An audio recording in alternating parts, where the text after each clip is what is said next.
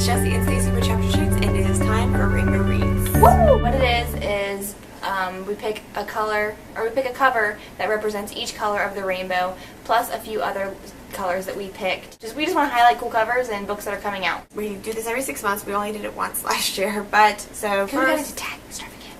So first we're doing it from books that are being released from January to June. We're not doing books that are continuing on with the series because it's boring. Everyone knows when the next book of like the Mortal Instruments is coming out. We don't need to tell you guys that. So for red we picked Taken. Taken is by Aaron Bowman. It's about there's this town where there is no men because every time a boy turns 18 he is then taken in this... Taken! They use the cover title! Yes, but they call it the heist. When they're taken. There's this guy about to turn 18 and he discovers that there's secrets that the council members are keeping him from them. The town is guarded by a wall. They're not allowed to go over. It sounds really good. I'm really looking forward to that one. Good. Taken. I am taken with you. The book that we picked for orange is Let the Sky Fall, and this is by Shannon Messenger. This is coming out in hardcover on March 5th, 2013. It is basically about the 17-year-old boy named Vane, and he survives this very, very serious tornado that kills his parents, and ever since then he starts dreaming about this girl.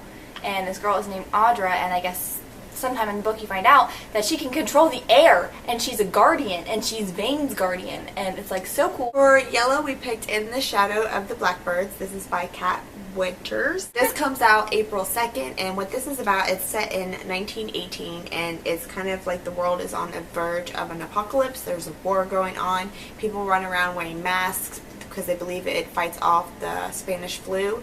Oh, like those one like really pointy masks? No, it doesn't say pointy mask, it just says mask. I think that's what it is though. The main character's name is Mary, and it's kind of very vague on her. It just says that she does not believe in ghosts, but something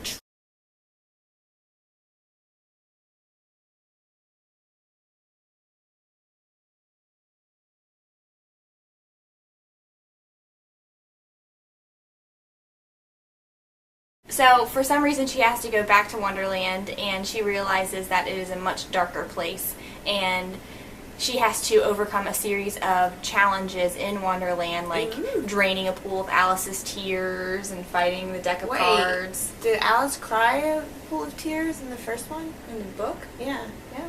Oh, she did? I think so. So she has to do all these things to get to where she needs to go, I guess to save her mother or something. Probably to save her mother. It doesn't say that, but I'm guessing. She's assuming. She's got to save somebody. It's a prediction. It is. When her mother's mental health takes a turn for the worse. For blue, we chose Mind Games. It's Mind Games Book 1, and it's by Christian White. This comes out February 19th, my birthday! This is about two sisters named Fia and Annie, and they have extraordinary powers. It doesn't really say exactly what their powers are, but they are at a school for extraordinary girls, and the people who run the school are using the girls to commit espionage. Espionage. So then the sisters then have to choose between using their powers for twisted and unthinkable ways, or risking each other's lives to refuse obeying. The next book is for the color Indigo, and it is called Ashes on the Waves, and it is by Mary Lindsay. It is released June 27th, 2013 in hardcover. And this is based on Edgar Allan Poe's poem Annabel Lee. It's about these two kids, basically, this guy named Liam and this girl named Annabelle. They all live on this island, and there's also demons that inhabit this island, and the couple must undergo a series of tests. Ooh. And it says frustrated because Liam and Annabelle keep getting through all of the trials. It says frustrated. The creatures just put the couple through one last trial. Oh, the creatures. And this time, it's not only their love that's in danger. For Violet, we chose The Nightmare Affair by Mindy Arnett. This is a book is about an academy for people who are of the magical kind. The 16-year-old Dusty, she is the only nightmare creature at this academy, and then things get complicated with her when she starts liking a boy. Because he's hot. Yes. So this boy stops sleeping because he doesn't want her to invade her nightmares, but then his dreams that he does have start to come true, and all kinds of weird stuff happen. It sounds really good. I've never heard of a book ever about the main character being a nightmare. Yeah, she breaks into people's houses at night and gives them a nightmare. She's a nightmare. Literally. When he says my girlfriend's a nightmare. Oh, and this comes out March 5th. Yay! March sounds like a good book month.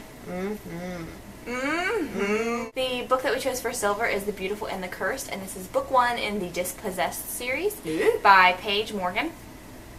And this comes out May 14th of 2013, you know. This is about this twin sister. She gets kicked out of this place or something crazy happens, and she has to go to Paris with her twin brother and her mother, and he finds an abbey for them to live in instead of a house for some reason that is lined with gargoyles. I give really in-depth descriptions. I know you do. I just briefly said, like, hey, here it is. Desi's like, here it is with a side of bacon. Wait, what are we doing? At some point, her twin brother goes missing. He's missing? Somewhere. Out there. So, they presume that Grayson is dead, and Ingrid knows in her heart that he is not, so she gets one of their servants who knows more than he thinks that they know, and just saves the day. I'm sure. That's so good. But apparently, I'm guessing the gargoyles come to life. Yeah, it's based on gargoyle lore. Fun story. If you guys remember the cartoon where the gargoyles used to come at life at night? Hunchback of Notre Dame? No. It was a cartoon series on TV. I think it was just called Gargoyles. You used to love that show when you were little, and they had these raviolis. They came out with the ravioli of it, or the Schedeo of it. So in the commercial of the Schedios, the kid would eat it, and then he would turn into a gargoyle. You actually thought that when you ate these gargoyles, what can I say? I have an active imagination. That you would turn into a gargoyle, and when you ate it and you took the first bite and you didn't turn into a gargoyle, you got so mad and you threw the biggest fit ever. So for gold, we chose Ink, and it is the Paper Gods Book 1 by Amanda Sun. Her hair is gold. So this is about a girl. First of all, you should go to the Goodreads page and read the tagline of it. It's a really long tagline, but it's really, really good. Okay, tagline. So this is about a girl named Kate, and her family moves her to Japan. In Japan, she starts seeing drawings come to life, and she sees like these mysterious girls. Like the picture will be just like of a bench, and then she'll see like a mysterious girl come into the picture and like give her an evil glare from the page. Like a Hiroshima girl? Yeah. And then she meets this boy. Don't you do it. She then finds out that this boy, it's a Japanese name, I'm going to try to say it, Tomohiro. No, there's no S. Tomohiro. Tomohiro. She calls him Tuma for short. Let's just go with that. Too much. Then Kate then discovers that he has connection with the ancient Japanese gods, and that starts to spiral out of control, and that they become in danger, and it's an adventure. Everyone's always in danger in books. Where's the book where people just get up and have coffee? So for light, we chose The Game Board of the Gods, and this is the first book in Rochelle Mead's new series called The Age of X. This comes out June 4th. This is about a boy named Justin, and I guess this is kind of like a different kind of world or a different post-apocalyptic world, I don't know. In this post-apocalyptic new crazy world, there's this boy named Justin, and he gets fired from his job as a paranormal event investigator. And something crazy happens, and some girl gets him a new job, like a new thing to save his job.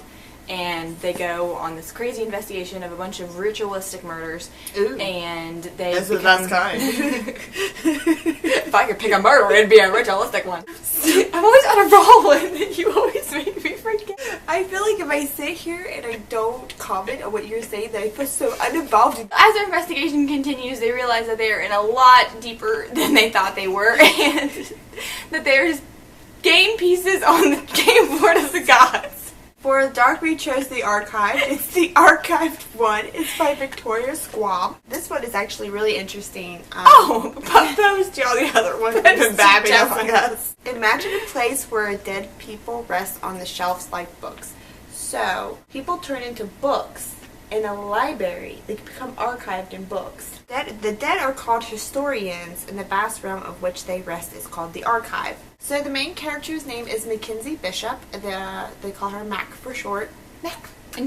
And she is a keeper, and a keeper's job is She's a keeper. You want to keep her around. Her keeper's job is to keep the historians who have escaped in check. Her little brother has gone missing, and Max starts to wonder about the boundaries between the living and the dying. Yay, we're done. Wow, that didn't take no time at all. Yeah, it says my 60 minutes on my camera that I now have to import. We gotta wrap it up. I feel like we missed something. I know, so do I. Oh well. We really hope that you enjoyed this episode of Rainbow Reads. Look for our next installment in July. Ooh, installment, like we have books coming out. Yeah. I like that word. Yeah.